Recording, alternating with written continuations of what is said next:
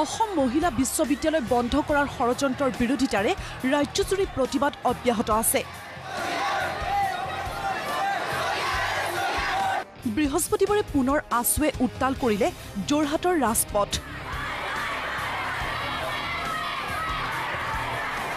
অসম মহিলা বিশ্ববিদ্যালয়ক পূৰ্ণাংগ ৰূপ প্ৰদানৰ দাবীত বিশাল সমাৱেশৰ লগতে প্ৰতিবাদী সমদল উলিয়ালে সদৌ অসম ছাত্ৰ সন্থাই।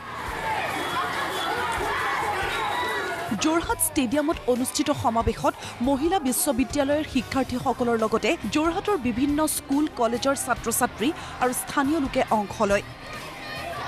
সমাৱেশত ভাষণ দি ৰাজ্য চৰকাৰৰ সিদ্ধান্তৰ বিৰুদ্ধে সৰব হৈ পৰে আছুৰ সাধাৰণ সম্পাদক লুৰিণজ্যোতি গগৈ।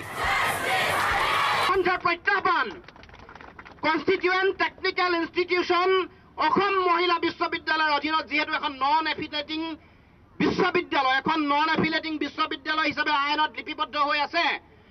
নন এফিলিয়েটিং বিশ্ববিদ্যালয়সমূহে যেনেকৈ কনষ্টিটিউৱেণ্ট কলেজ প্ৰতিষ্ঠা কৰাৰ তেওঁলোকৰ অধিকাৰ আছে, আইনে UGCৰ নিয়মাৱলীয়ে সুযোগ দিছে। সেই সুযোগ সৎব্যৱহাৰ কৰি আমাৰ ছাত্ৰ ছাত্ৰী অসমৰ সমাজ জীৱনৰ প্ৰতি দায়বদ্ধতা পালন কৰি অসমৰ শিক্ষামন্ত্ৰী অসমৰ মুখ্যমন্ত্ৰীয়ে কাৰিকৰী শৈক্ষিক প্ৰতিষ্ঠান প্ৰতিষ্ঠা কৰি দেখুৱাই অসমৰ মুখ্যমন্ত্ৰী আৰু শিক্ষামন্ত্ৰীয়ে প্ৰধানমন্ত্ৰী নৰেন্দ্ৰ মোদীৰ আঁচনিক অপমান কৰা বুলিও দাবী কৰে ছাত্ৰ নেতাজনে। শিক্ষামন্ত্ৰীলৈ মুকলি প্ৰশ্ন, তেখেতৰ দুগৰাকী সন্তান থাকিলে দ্বিতীয়গৰাকী যদি ছোৱালী হয়, ছোৱালীগৰাকীৰ প্ৰতি তেওঁৰ আৱেগ কম হ'ব নেকি? কোনোবা পিতৃ মাতৃয়ে জন্ম দিয়া এটা সন্তান তেখেতসকলে বিচাৰিছিল যে সন্তানটো তেখেতসকলৰ ল'ৰা হ'ব লাগিছিল। তেখেতসকলে দেখিলে যে ল'ৰাটো জন্ম হোৱা সন্তান তেখেতসকলৰ ল'ৰা নহয়, ছোৱালী হ'ল। ছোৱালী হোৱাৰ কাৰণে তেওঁলোকে কবাৰ হাবিৰ মাজলৈ দলিয়াই দিয়াৰ ধৰণে এটা পৰিৱেশৰ সৃষ্টি কৰিছে। মহিলা বিশ্ববিদ্যালয়ক লৈ চলি থকা আন্দোলন সম্পৰ্কত শিক্ষামন্ত্ৰীৰ তিৰ্যক মন্তব্যটো তীব্ৰ ক্ষোভ প্ৰকাশ কৰে ছাত্ৰীসকলে।